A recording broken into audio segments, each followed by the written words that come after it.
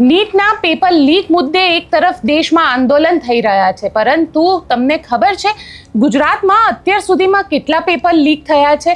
અને ગુજરાતમાં પ્રધાનમંત્રી નરેન્દ્ર મોદી દેશમાં જે કાયદો લાવવાની વાત કરી રહ્યા છે તે કાયદો ગુજરાતમાં 2023માં જ બનાવી દેવામાં આવ્યો હતો. એ કાયદામાં કેટલા લોકોને સજા થઈ? આ બધા જ વિષયની ચર્ચા કરીશું. નમસ્કાર, હું છું ગોપી ઘાંગર અને આપ જોઈ રહ્યા છો નિર્ભય ન્યૂઝ.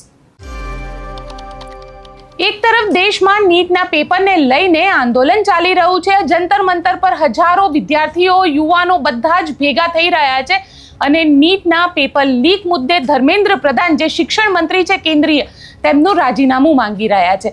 પરંતુ શું તમને ખબર છે ગુજરાતની અંદર અત્યાર સુધીમાં કેટલા પેપર લીક થયા છે?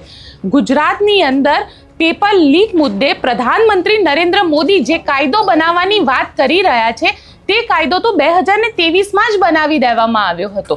એ કાયદામાં કેટલા લોકોને સજા થઈ તે પણ આપણે સમજીશું, કારણ કે ગુજરાતની અંદર એ કોઈ પણ ભરતી પરીક્ષા હોય, આ ભરતી પરીક્ષા આવતા પહેલા જ તેના પેપર લીક થઈ જાય છે. સ્થિતિ એ આવે છે કે જે યુવાનો છે એ યુવાનો પોતાના રોજગાર માટે થઈ અને રોડ ઉપર ઉતરે છે.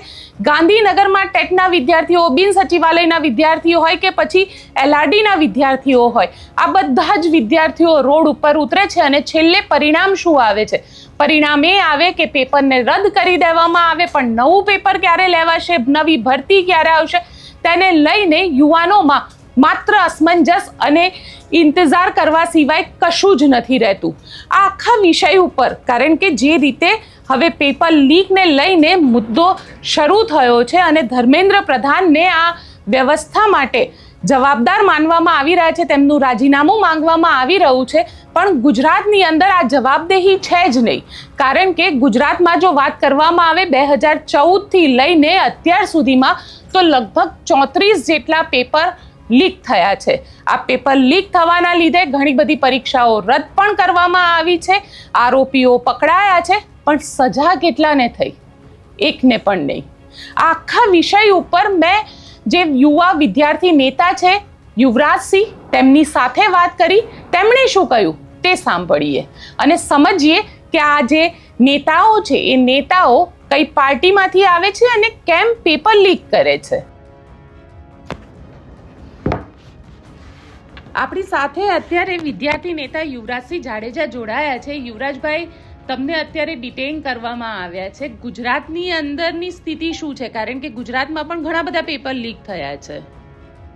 ગુજરાતની અંદર બેન જોવા જાવ તો છેલ્લા લગભગ 2014 થી લઈને 24 વર્ષમાં 34 પેપર લીક થયા છે, પરંતુ આજ દિન સુધી કોઈ પણ જગ્યાએ એકાઉન્ટેબિલિટી ફિક્સ કરવામાં નથી આવી. આજ દિન સુધી કોઈ શિક્ષણ મંત્રીએ રાજીનામું નથી આપ્યું અને દેશની સ્થિતિની સાથે ગુજરાતની સ્થિતિ ખૂબ કપરી છે. આજે દેશમાં જે વાત કરવામાં આવે છે કે નીટ પરીક્ષાનું પેપર લીક થયું, CBSE ની પરીક્ષાની અંદર ધાંધલીઓ જોવા મળી અને તેની સાથે સાથે જે લોકપાલની ભરતી છે એમાં પણ ક્યાંક ને ક્યાંક ધાંધલીઓ જોવા મળી અને અન્ય જે પરીક્ષાઓ છે એમાં પણ આજે 1 કરોડ કરતા વધારે બાળકો જે છે, છાત્રો છે, યુવાનો જે છે એ આહત થયા છે. તેની સાથે ગુજરાતમાં પણ એ જ પરિસ્થિતિ છે. ગુજરાતની કપરી પરિસ્થિતિ એટલી છે કે દેશની અંદર 100 પેપર લીક છે, પણ ગુજરાત એકલામાં જ ખાલી 34 પેપર લીક છે. ત્યારે દેશની પરિસ્થિતિ છે ખૂબ ખરાબ છે અને તેને જ લઈને આજે ક્યાંક ને ક્યાંક વિદ્યાર્થીઓ જે છે આંદોલન કરી રહ્યા હતા, પરંતુ આજે આને આંદોલન કરવામાં ક્યાંક ને ક્યાંક અટકાવવામાં આવી રહ્યા છે. બેન યુવરાજભાઈ, સૌથી મહત્વની વસ્તુ તો એ છે કે જે રીતે ગુજરાતની અંદર પેપર લીકને લઈને એક કાયદો બનાવવામાં આવ્યો હતો અને મને જ્યાં સુધી ખ્યાલ છે 2023માં જ આ કાયદો બનાવવામાં આવ્યો હતો. કેટલા લોકોને સજા થઈ? બેન, કાયદો ખાલી કાગળના વાઘ જેવો છે. અત્યાર સુધી જે કાયદો બનાવવામાં આવ્યો છે એ કાયદામાં એક પણ ને કન્વિક્શન રેટ 0 છે, એક પણ ને સજા નથી થઈ. અને કાયદાની દ્રષ્ટિએ જો જોવામાં આવે તો કાયદો બનાવ્યા પછી પણ ગુજરાતની અંદર 5 પેપર લીક થયા છે અને એ 5 પેપરમાં આજ દિન સુધી એક પણ આરોપી એ જેલના સળિયાની પાછળ નથી. તેને હંમેશા સંરક્ષણ આપવાનું કામ ભારતીય જનતા પાર્ટીએ કર્યું છે અને તેને પદ આપવાનું કામ ભારતીય જનતા પાર્ટીએ કર્યું છે.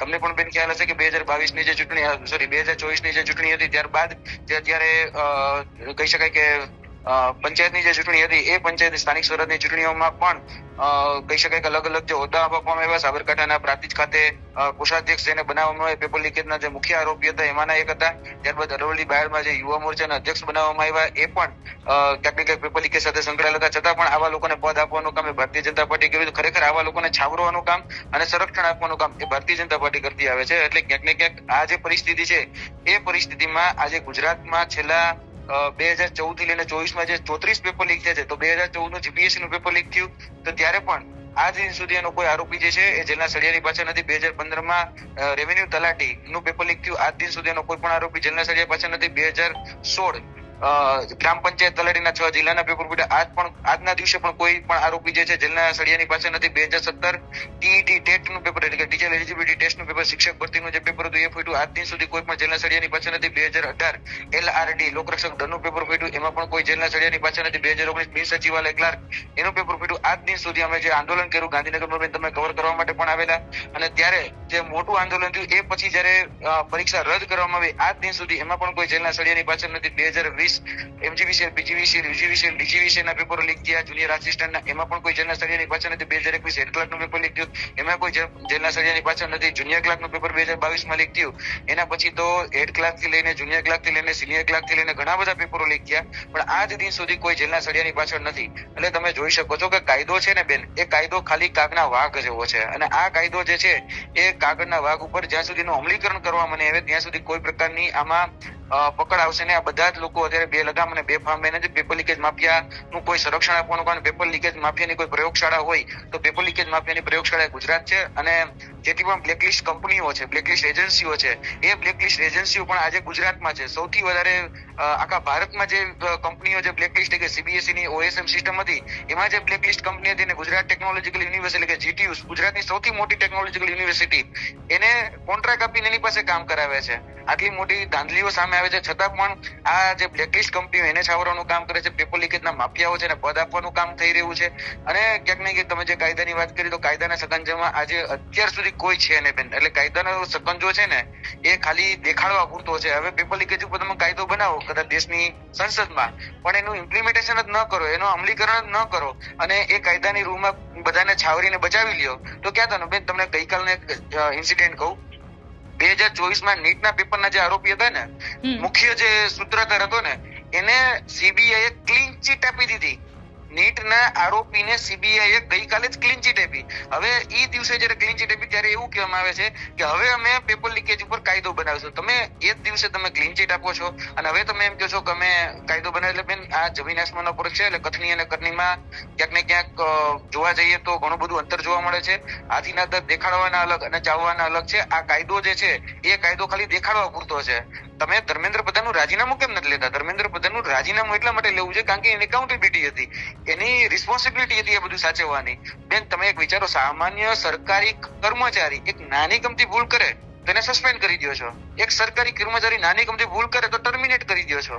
તો તમે આવડા મોટા શિક્ષણ પ્રધાન છે જેના નેજા હેઠળ નીટનું પેપર, CBSE ની ધાંધલીઓ, લેખપાલની ધાંધલીઓ, સ્ટાફ સિલેક્શનની ધાંધલીઓ, આ બધું જ થયું. તો તમે એને કેમ છાવરો છો અને શા માટે છાવરો છો? એના નેજા હેઠળ આટલા મોટા પેપર લીક થયા તો એ તો એકાઉન્ટેબિલિટી છે એની તો, અને જવાબદારી એને નથી નિભાવી, એને યોગ્ય કોન્ટ્રાક્ટ નથી આપ્યો એટલે તો રાજીનામું માંગી રહ્યા છે આજે લોકો. જીવન સાથે યુવરાજભાઈ, તમે લોકો પણ આંદોલન કરવાના હતા આજે, એ આંદોલનનું શું થયું? બેન જે આંદોલન ગાંધીનગર ખાતે થવાનું હતું એ ગાંધીનગરનું આંદોલન ક્યાંક ને ક્યાંક સરકારે અને ભારતીય જનતા પાર્ટીના ઈશારે આજે આંદોલનને સમેટવા માટેનો કાર્યક્રમ ગોઠવવામાં આવ્યો છે. બધી જ જગ્યાએ આખા ગુજરાતમાંથી જે લોકો ક્યાંક બહાર નીકળી રહ્યા હતા બધા જ લોકોને અલગ અલગ જે પોલીસ સ્ટેશનો છે પોલીસ સ્ટેશનને ડિટેન કરવામાં આવ્યા છે. આજે પણ કપરી પરિસ્થિતિ એવી છે કે આજે પોતાના હક અધિકાર કે ન્યાયની વાત કરવી ને એ ક્યાંક ને ક્યાંક ગુનો છે. આપણે આઝાદ ભારતમાં આઝાદીની બીજી લડાઈ અત્યારે ગુજરાતની અંદર લડાઈ રહી છે. આઝાદ ભારતની આઝાદીની બીજી લડાઈ, એમાં ગુજરાત પ્રયત્ન કરી રહ્યું હતું કે ભાઈ આ પેપર લીકેજના જે માફિયાઓ છે એમાંથી આઝાદી મળે, આ જે શિક્ષણ માફિયાઓ છે એમાંથી આઝાદી મળે, પણ આજ દિન સુધી એ આઝાદી મળી નથી બેન હજી સુધી. અને ક્યાંક ને ક્યાંક એ લોકોને છાવરવામાં આવી છે. આંદોલન હતું તો આંદોલન દબાવવાનો અત્યારે પ્રયાસ થઈ રહ્યો છે. બિલકુલ યુવરાજસિંહભાઈ, આપ અમારી સાથે જોડાયા તેના માટે આપનો ખૂબ ખૂબ આભાર. તમે યુવરાજસિંહને સાંભળ્યા, આ વિષયને લઈને તમે શું માનો છો? તમે પણ એ પેપર લીકના પીડિત છો? તો મને કોમેન્ટ બોક્સમાં ચોક્કસથી લખીને જણાવજો અને અમારી ચેનલ નિર્ભય ન્યૂઝને લાઈક, શેર અને સબસ્ક્રાઇબ કરવાનું ભૂલશો નહીં. આભાર.